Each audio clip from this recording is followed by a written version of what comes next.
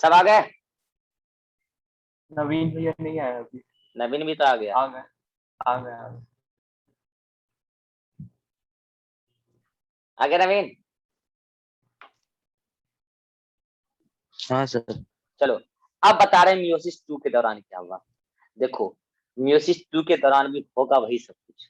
और एक और बात पता है, यहाँ पे हम मियोसिस 2 में जो सेल बनाएंगे वो सेल, ये देखो,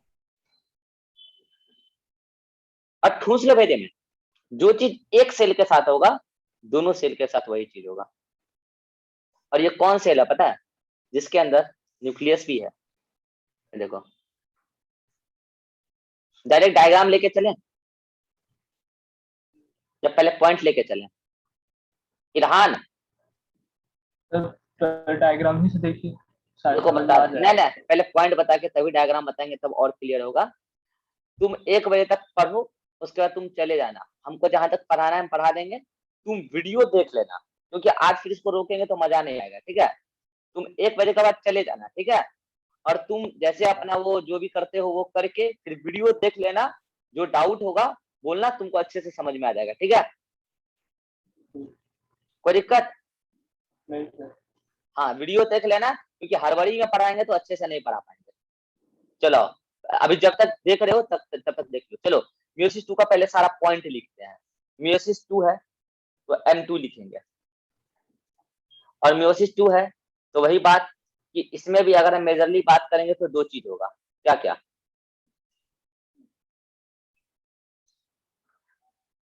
एक तो इंटरफेस, और एक क्या?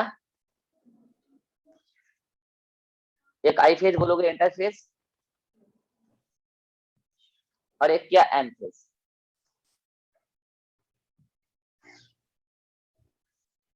एम फेज, ठीक है? उसके बाद देखो क्या होगा, इंटरफेज में वही 3 चीजें, G1, S फेज और G2 फेज। फिर वही एम फेज में 2 चीजें। एक मिनट रुकना है, यहाँ पे एक चीज गलत बता दी। इसके इंटरफेस में यही खास बात है कि इसके इंटरफेस में सिर्फ G1 और G2 फेज होता है, S फेज नहीं होता है, यही खास बात है। फिर अगर हम इसका देखेंगे एम फेज का, तो इसमें वही फिर से 2 पार्ट बांटेंगे, कैरियोकाइनेसिस, साइटोकाइनेसिस। तो पहले सबका नाम लिखते हैं फटाफट। यहाँ पर G1 और डायरेक्ट G2। यहाँ पे इसको, इस वाले में क्या बोलोगे? इसको कैरियोकाइनेसिस,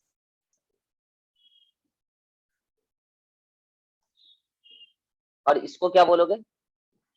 साइटोकाइनेसिस। Cytokinesis, okay. फिर वही कैरियोकाइनेसिस को बांटोगे 4 पार्ट में,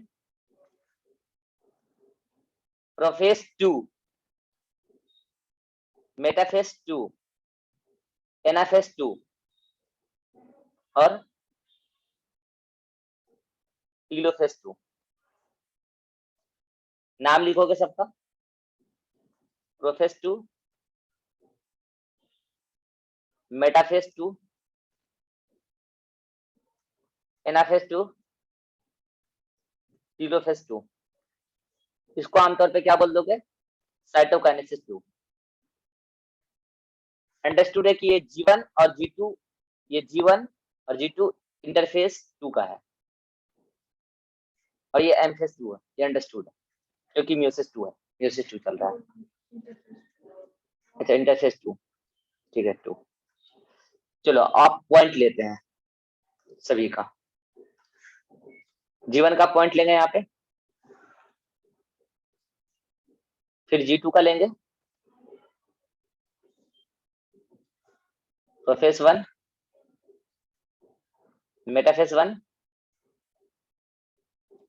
सॉरी 2 एनाफेज 2, टीलोफेज 2 और साइटोकाइनेसिस 2। सबका पॉइंट लेते हैं एक एक करके।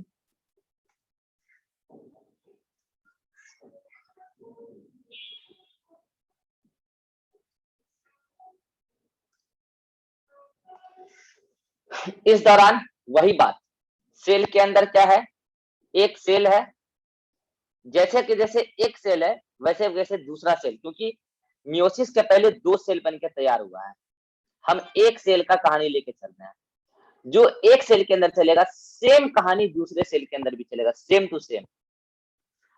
एक सेल के अंदर जीवन के दौरान वही बातें, एक सेल के अंदर 23 क्रोमेटिन है, जो अभी आया था वहां मियोसिस 1 के अंत में जो डॉटर सेल बना था, 23 क्रोमेटिन है, लेकिन 23 क्रोमेटिन में 46 डीएनए है।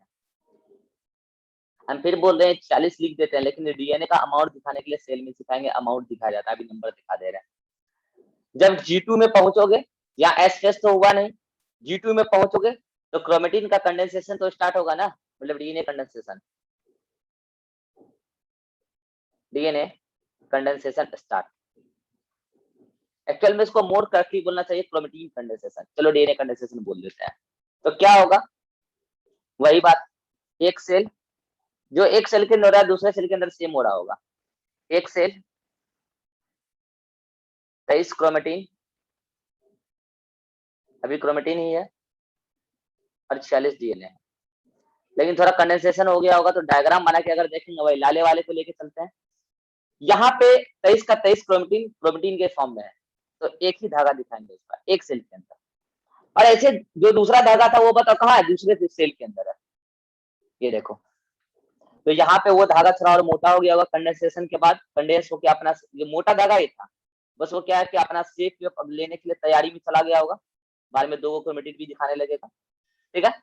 यहाँ पे उसका जोड़ा नहीं है, जोड़ा ओड़ा नहीं है, यहाँ जोड़ा ओड़ा नहीं है, जोड़ा ओड़ा गया उधर दूसरे सेल में चला गया उसका जोड़ा, वो मियोसिस 1 के दौरान ही सेग्रीगेशन हो गया ना हम लोग उस क्रोमोसोम का बाइवेलेंट का। अब प्रोफेस 2 के दौरान क्या होगा, DNA condensation continue, DNA condensation continue, तो सीन क्या रहेगा, वो एक क्रोमोसोम जो था अब उसमें डबल क्रोमेटिन क्लियरली दिखने लगेंगे। ये देखो पॉइंट क्या लिखोगे, एक सेल है, ऐसे इसमें टोटल 23 अलग अलग कलर के क्रोमेटिन क्रोमोसोम है, अभी अभी भी क्रोमेटिन ही बोलो, क्रोमेटिड बोल सकते हो, क्रोमेटिन में अब क्रोमेटिड कितना बताओगे, 40 क्रोमेटिड, और 40 क्रोमेटिड में 40 डीएनए, यही बताओगे यहाँ, ठीक है। फिर मेटाफेज 2 में आके क्या बोलोगे, डीएनए कंडेंसेशन कंप्लीट, कंप्लीट, और पॉइंट क्या बोलोगे यहाँ पे, each chromosome arrange on one equatorial plate। यहाँ पर जो प्लेट बनेगा, ये अगर सेल है तो एक ही प्लेट बनेगा, और उस प्लेट पर ये क्रोमोसोम इस तरीके से अरेंज हो जाएगा, देख लो, और यहीं पर ऐसे 46 के 46 क्रोमोसोम अरेंज हो जाएंगे। ध्यान देना, कुछ पॉइंट बता रहे हैं अभी, फिर मिटा देंगे। क्रोमोसोम के सेंटर पे यहाँ होता है, जो दोनों, एक क्रोमेटिड ये है और दूसरा क्रोमेटिड इधर है, तो जो सेंटर पे जो दोनों क्रोमेटिड को जोड़ के रखा है, इसको बोलते हैं हम लोग सेंट्रोमियर, बात सेल में भी बताएंगे। सेंट्रोमियर दोनों क्रोमेटिड को जोड़ के रखा है, अगर सेंट्रोमियर को काट दिया जाए, यहाँ से तोड़ दिया जाए, तो दोनों क्रोमेटिड अलग हो जाएगा, यह बात होगा एनाफेज में, यही बात होगा एनाफेज में, यही बात होगा एनाफेज में। लेकिन ये इसके लिए सेंटर पे आए तो जरूर जरूर, तब ना उधर से रस्सा लगेगा, और वो रस्सा ही खींचेगा तो सेंट्रोमियर टूट जाएगा। वहां जो रस्सा लगा था, वहां सीन क्या था कि एक होमोलोगस क्रोमोसोम एक प्लेट पे, दूसरा होमोलोगस क्रोमोसोम एक प्लेट पे, रस्सा इधर से लगा, रस्सा इधर से लगा, तो पेयर सेग्रीगेट हुआ, सेंट्रोमियर स्प्लिट नहीं हुआ था, कहां, मियोसिस 1 के एनाफेज 1 में। लेकिन यहाँ पे क्या होगा, यहाँ पे जब क्रोमोसोम मूव करेगा तो उसका सेंट्रोमियर टूट के एक क्रोमेटिड उधर और एक क्रोमेटिड इधर आ जाएगा, तो यहाँ पे तुम क्या बोलोगे, सेंट्रोमियर स्प्लिट, सेंट्रोमियर स्प्लिट, ठीक है। और यहीं से अब तुम इच क्रोमेटिड को क्रोमोसोम मानने लग जाओगे।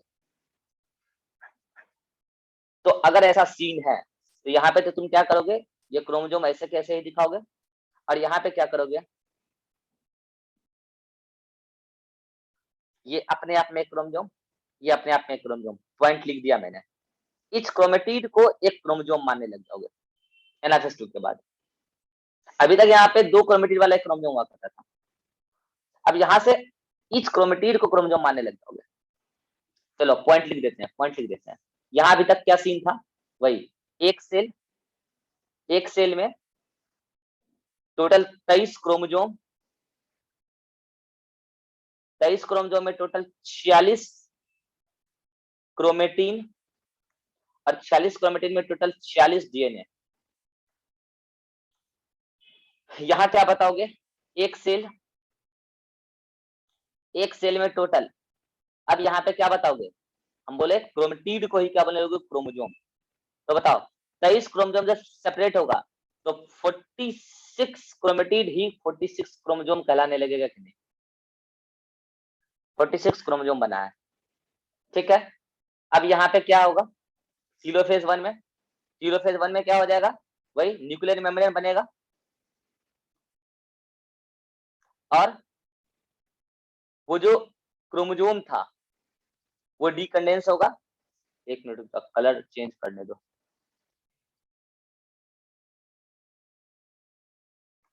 यहाँ क्या होगा, न्यूक्लियर मेम्ब्रेन बन जाएगा और क्रोमोसोम का डीकंडेंसेशन स्टार्ट हो जाएगा। डीकंडेंसेशन होने के बाद वो धागा बनकर तैयार हो जाएगा। ये देखो अपना एक धागा, मोटा या पतला, पतला, मोटा या पतला, तो पतला।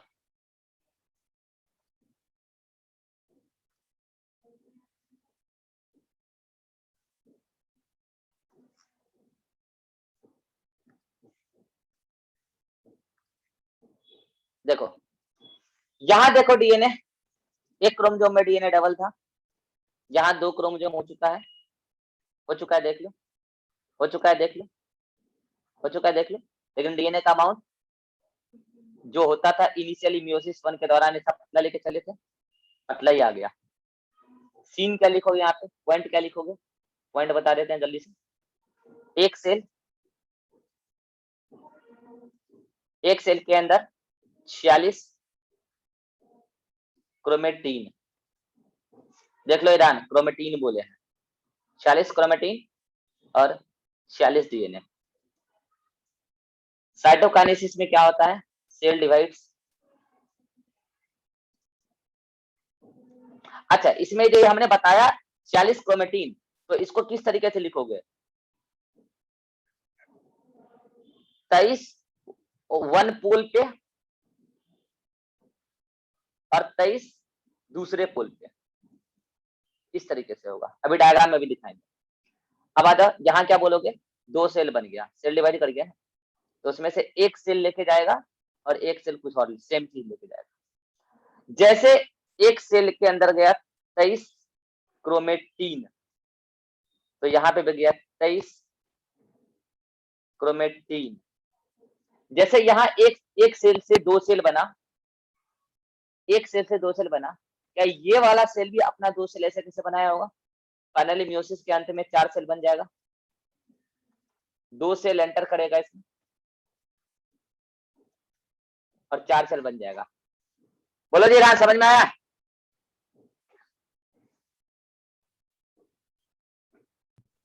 हाँ सर समझ में आया। अभी डायग्राम और दिखाएंगे। समझ में आया जी तुमको, निधि कुमारी, डायग्राम दिखाएं। हाँ सर। चलो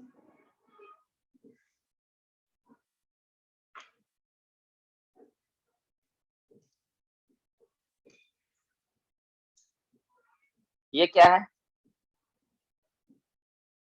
G1 G2 ऐसे नहीं होता है, prophase 1 sorry prophase 2, metaphase 2, anaphase 2, टीरोफेज 2, cytokinesis 2। अच्छा दोनों सेल का दिखा दें क्या, तुमको दिखाई देता है, जगह है हमारे पास, दिखा सकते हैं हम। म्योसिस 2 में 2 सेल एंटर करता है।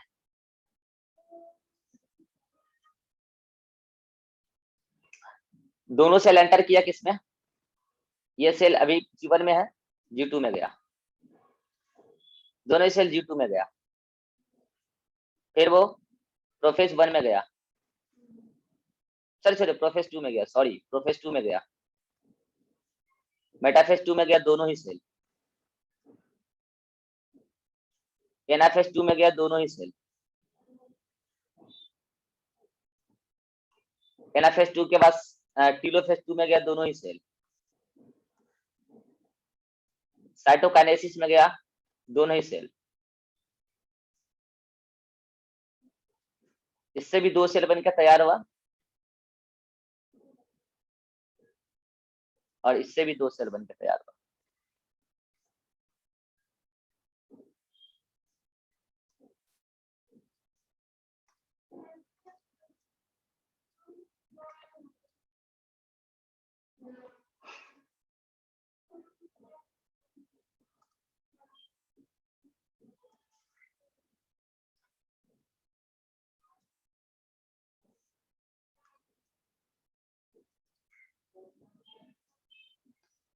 G1 से G2, G2 से प्रोफेज 2, प्रोफेज 2 से मेटाफेज 2, मेटाफेज 2 से एनाफेज 2, एनाफेज 2 से टीलोफेज 2, टीलोफेज 2 से साइटोकाइनेसिस 2 और साइटोकाइनेसिस से 2 सेल बन गया। जैसे ये सेल किया वैसे ये सेल भी किया होगा।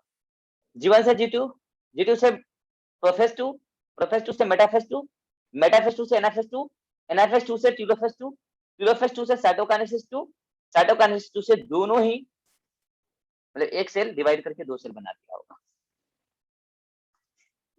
G1, G1,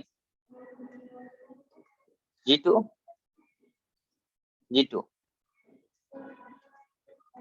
prophase 2, prophase 2, metaphase 2, metaphase 2, anaphase 2, anaphase 2, यहाँ आ जाओ, क्या बोलोगे यहाँ पे? Telophase 2, telophase 2, cytokinesis 2, cytokinesis 2, 2 cell बनकर तैयार है। न्यूक्लियर मेम्ब्रेन सबका ले लेते हैं जल्दी से। G1 में न्यूक्लियर मेम्ब्रेन होगा, न्यूक्लियर मेम्ब्रेन के अंदर ही सब काम चल रहा होगा। G2 के अंदर भी न्यूक्लियर मेम्ब्रेन होगा, वहीं पे तो चल रहा होगा उसका कंडेंसेशन। प्रोफेज 1 के दौरान न्यूक्लियर मेम्ब्रेन होगा लेकिन वो टूटना स्टार्ट हो चुका होगा, अभी टूटते हुए दिखा देते हैं। टूटते हुए कैसे दिखाओगे? डैश डैश दिखा दो।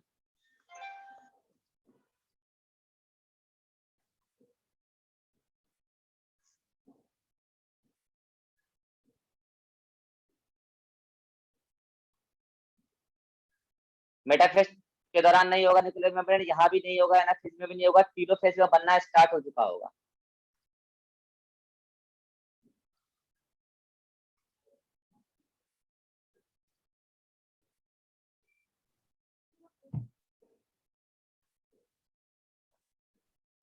तो बनते हुए को कैसे दिखाओगे? डैश डैश से अभी दिखा देते हैं। ईच पोल पे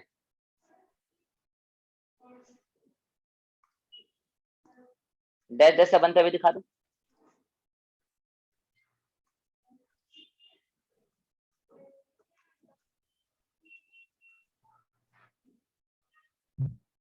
उसके बाद साइटोकाइनेसिस के दौरान क्या दिखाओगे?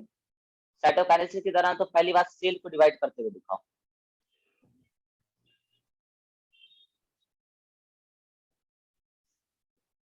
सेल को डिवाइड करते हुए कैसे दिखाओगे? बीच से दिखा दो, एरो एरो ऐसे सेल डिवाइड कर रहा है।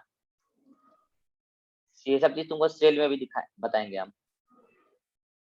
उसके बाद दोनों पोल पे एक एक न्यूक्लियर मेम्ब्रेन दिखा दो, मतलब एक एक न्यूक्लियस वेल डेवलप, मतलब डेवलप हो चुका है।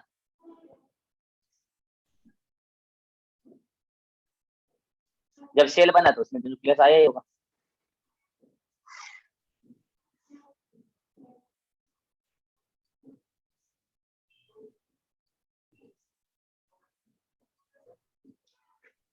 क्रोमोसोम का खेल खेल ले। चलो आ जाओ।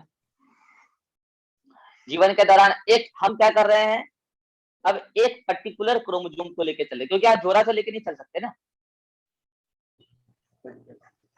क्योंकि वो जोड़ा सेपरेट हो चुका है। एक एक जोड़ा का एक क्रोमोसोम इधर आ चुका है, मोटा सा लेके चलते हैं, क्योंकि आया कहां से है, मियोसिस 1 से। G2 के दौरान क्या हुआ, उसी का कंडेंसेशन स्टार्ट हुआ। यहाँ रेप्लिकेशन वगैरह कुछ नहीं होता। क्यों नहीं होता, सब बात बताएंगे तुमको सेल में, उससे कोई नहीं बताएगा तुमको सब बात। प्रोफेज 1 के दौरान क्या हो रहा होगा, कंडेंसेशन तो कंटिन्यू होगा ही होगा, और यहाँ पे कोई जोड़ा है नहीं जो कि सामने आए, बस यहाँ पे क्या हो रहा है, कंडेंसेशन कंटिन्यू है। और क्या देखो, कंडेंसेशन दिख रहा होगा कि दूगो आने की कोशिश कर रहा है, आ भी जाएगा थोड़ी देर में। मेटाफेज के दौरान आ चुका होगा बिल्कुल, डबल क्रोमेटिड दिख भी रहा होगा। और चूंकि मेटाफेज है तो इसको इक्वेटोरियल प्लेट के अरेंज करता हुआ दिखाए तो ज्यादा बेटर रहेगा, इस तरीके से इक्वेटोरियल प्लेट के एकदम बीचों बीच अरेंज हो गया। एनाफेज के दौरान क्या दिखाओगे किसका, अब देखो यहाँ पे क्या होगा, यहाँ पे स्पिंडल फाइबर लगना स्टार्ट हो चुका होगा, इसको स्पिंडल फाइबर बोलेंगे, ठीक है। और यहाँ क्या हो रहा होगा, इस धागा इसको पकड़ के खींच लिया होगा कोने तक, किस तरीके से, उसका क्रोमेटिड, एक क्रोमेटिड उसका इधर आ गया होगा खिंचा के। अच्छा, इधर वाले में दिखाना भूल गए थे, ठीक है कोई बात नहीं, दिखा देंगे। इसमें एक क्रोमेटिड इधर, इसमें भी एक क्रोमेटिड इसका इधर, ठीक है, और इस वाले का एक क्रोमेटिड इधर आ गया होगा। स्पिंडल फाइबर दिखा देते हैं, इस तरीके से मूवमेंट हुआ है। देखो ये मूवमेंट होके किनारे चला गया, ठीक है। टीलोफेज में क्या दिखा होगा, डिकंडेंसेशन हो गया किसका, इस क्रोमोसोम का, यही इस क्रोमेटिड क्रोमोसोम कहलाने लगता है। तो पतला दिखाओगे कि मोटा दिखाओगे, पतला दिखाओगे, अब दोनों के अंदर एक एक दिखाओगे पतला, फिर यहाँ पे भी पतला दिखाओगे, यहाँ पे भी पतला दिखाओगे, पतला दिखाओगे, पतला दिखाओगे, पतला दिखाओगे, पतला दिखाओगे, पतला दिखाओगे। क्या हुआ मियोसिस 2 के दौरान, समझ में आया जी। Yes sir. और सर यहाँ T2 में पहले से 2 था, इसलिए मेटाफेज 2 में 2 हुआ। क्या बोले, T2 में पहले कितना था क्रोमेटिड, पहले तो ये था ना। T2 में क्रोमेटिड पहले से कहां से होगा जी, T2 में क्रोमेटिड कहां से होगा, T2 में यानी सर P2 में। T2 हाँ प्रोफेज 2। Yes sir, prophase 2। हाँ तो ये धागा मोटा था ना जी, धागा मोटा था ना, क्रोमेटिन के हाँ। अंदर डीएनए का कंटेंट डबल था ना, यस सर। तो डीएनए का कंटेंट डबल था तो अपने शेप को लिया, दोनों के अंदर एक एक डीएनए है। हाँ यस सर। कोई दिक्कत और जी, फिर एक एक डीएनए अलग हो गया। हाँ एक एक डीएनए अलग हो गया, सही पकड़ा है, ठीक है। चलो अब बात कर लेते हैं, क्या जल्दी से नंबर हिसाब किताब का बात कर लेते हैं। यहाँ पे टोटल अगर हम बात करें तो टोटल, अच्छा पहले वो बात कर लेते हैं, ये सारी जो हमने पढ़ा यहां से यहाँ, यही क्या है मियोसिस,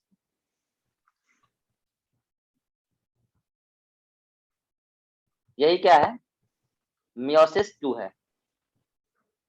एक बात बताना, नंबर देख लेते हैं एक बार, नंबर नंबर वगैरह। एक बात बताओ, पहले एक बात बताओ, ये जो पर्टिकुलर, इसको मिटा देते हैं, एक लेके चले थे तो तुमको बता ही दिए। ये जो पर्टिकुलर सेल तुम देख रहे हो यहाँ, ये दिस वन और ये दिस वन, ये क्या ये daughter cell of meiosis, DC मतलब डाउटर सेल, क्या ये डाउटर सेल ऑफ मियोसिस 1 है,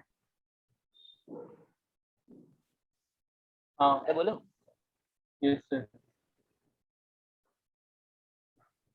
डाउटर सेल ऑफ मियोसिस 1, क्या ये भी डाउटर सेल ऑफ मियोसिस 1 है, क्या यही सेल पेरेंटल सेल, पीसी मतलब पेरेंटल सेल ऑफ मियोसिस 2 बना, क्या यही cell parental cell of meiosis 2 बन गया, उसके बाद फिर यहाँ से यहाँ तक और यहाँ से यहाँ तक, तो जान ही रहे हो क्या बोलोगे। Dividing parental cell of meiosis two dividing parental cell, dividing parental cell, और यहाँ पे क्या बोलोगे जल्दी बोलो, daughter cell, daughter cell, daughter cell, daughter cell, daughter cell. Chromosome का नंबर का हिसाब किताब खेल ले, हिसाब किताब खेल लेते हैं क्रोमोसोम के नंबर का। यहाँ पे n था, अगर ह्यूमन की बात करें तो n इक्वल टू 23, क्रोमोसोम का नंबर चल रहा है तो यहाँ पे भी n इक्वल टू 23 ही था, नो प्रॉब्लम। यहाँ पे भी 23 ही रहा, 23 ही रहा, 23 ही रहा, लेकिन यहाँ पे क्या हो गया पता है, ईच क्रोमेटिड क्रोमोसोम कहलाने लगा, 2n बन गया, 2n इक्वल टू 46 हो गया। ईरान समझ में आया यहाँ क्या बोले हम,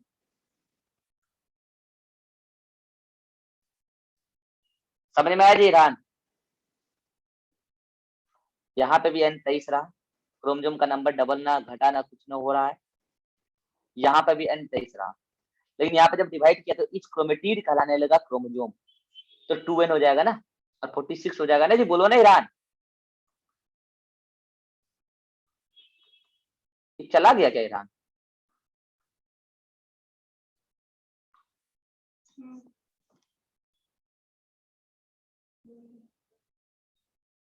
खुद ही चला गया, जाने दो, जाने दो। तुम सुन रहे हो नवीन? हाँ सर। समझ में आ रहा है ना हम क्या बोल रहे हैं अभी? हाँ। क्या हो गया जी तुम्हारे मोबाइल में ईरान? तभी ज्वाइन किया है तो ईरान, अरे क्या हो गया जी? लाइन कट गया था सर, तो वही। हाँ तो अब तुम अगर यूट्यूब पे भी पूरा देख लेना। अभी तो हम क्या बताएं, जल्दी से सुन लो। अभी हम ये बताए कि यहाँ पे n इक्वल टू 23 था, तो यहाँ पे भी n इक्वल टू 23 रहा, क्रोमोसोम का नंबर वही रहा, वही रहा, वही रहा, लेकिन यहाँ पे जब सेंट्रोमियर टूटा, सेंट्रोमियर स्प्लिट हुआ, तो बता एक ही क्रोमोसोम का दोनों क्रोमेटिड अलग हुआ और दोनों क्रोमेटिड अपने आप में क्रोमोसोम कहलाने लगा, तो क्रोमोसोम का नंबर डबल हो गया कि नहीं हो गया? हाँ हो गया। 2n इक्वल टू 46 हो गया, ऐसे कैसे इधर भी हो गया। फिर यहाँ पे भी 2n इक्वल टू 46 ही चला, यहाँ पर भी 2n इक्वल टू 46 अभी से डिवाइड कर रहा है। फिर यहाँ डाउटर सेल में क्या हो गया, n equal to 23, n equal to 23 हो गया। देख कर बताओ, साउंड बंद करो, जिससे पूछेंगे वो बताना। ईरान तुम्हें बताओ, देख कर बताओ, पेरेंट में जितना सेल था क्या डाउटर में उतना ही सेल है? पेरेंट में जितना सेल था क्या डाउटर में उतना ही सेल है? अच्छा पेरेंट में जितना, पेरेंट सेल में जितना क्रोमोसोम था क्या उतना ही है डाउटर सेल में क्रोमोसोम? इसीलिए मियोसिस 2 को इक्वेशनल डिवीजन कहते हैं। इक्वेशनल डिवीजन, क्रोमोसोम का नंबर इक्वल रहता है, 23 था पेरेंट में, डॉटर में भी 23 ही रहा। समझ में आया? सेल डिवीजन अभी हम पढ़ाए नहीं, लेकिन समझो कि पूरा पढ़ा ही थी, एक तरीके से पूरा पढ़ा दिया, लेकिन अभी और बहुत इसमें डिटेल में पढ़ाना है। ये एक ब्रीफ तुमको हम दिए ताकि तुमको ये समझ में आए कि अब हम आगे क्या करने वाले हैं। बोले बात समझ में आ गया जी? Yes sir. हाँ तो ये मियोसिस 2 का कंक्लूजन देख लो, तुम्हारे सामने पीछे चार्ट था और आगे डायग्राम बताए, ये रहा, सारा चीज वहां मैच कर गया। फाइनली क्या हुआ पता है, ये जो तुमको दिख रहा है ना, ये जो तुमको दिख रहा है ना n equal to 23 daughter cell वाला, यही गैमीट्स है।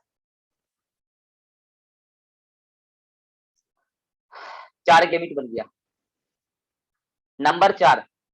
अब वो जीन विन का सेल तो अभी देख लेंगे, 4 गैमीट बन के तैयार हो गया, डॉटर सेल यही गैमीट है। जो मियोसिस 1 में पेरेंट चला था, एक सेल से 4 गैमीट बना ना जी? हाँ सर बना। चलो अब बताते हैं हम cytoplasmic theory of inheritance meiosis के कॉन्सेप्ट को यूज करके कैसे एक्सप्लेन करता है लॉ ऑफ सेग्रीगेशन और इंडिपेंडेंट असॉर्टमेंट को। और ये आज ही बताएंगे हम, क्योंकि कल फिर बताएंगे तो हमको फिर म्यूसिस रिवीजन कराना पड़ेगा। हम नहीं चाहते हैं वो चीज, आज ही बताएंगे चाहे टाइम जितना लगे। अब एक बात बताओ ईरान, तुमको वो नमाज में जाना कंपलसरी है क्या आज? कितना देर अभी क्लास चलेगा लगभग? आधे घंटे में हो जाएगा। तो 1:15। क्या हाँ बोले? ठीक है सर, कर दीजिए, कर मेरी देना। क्लास कर दीजिए। चलो ठीक है, लाइव सुनो। तो अब हम जल्दी से स्क्रीनशॉट लो दोनों का, और वीडियो सेव करके नेक्स्ट मीटिंग स्टार्ट करेंगे, तो जल्दी से ज्वाइन कर लेना। स्क्रीनशॉट लो जल्दी से, ये पॉइंट को रिवाइज करना है जब तक वीडियो सेव होगा। स्क्रीनशॉट।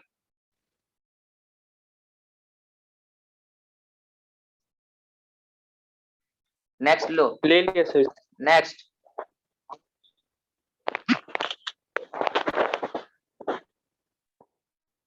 ले लिया सर। तो चलो,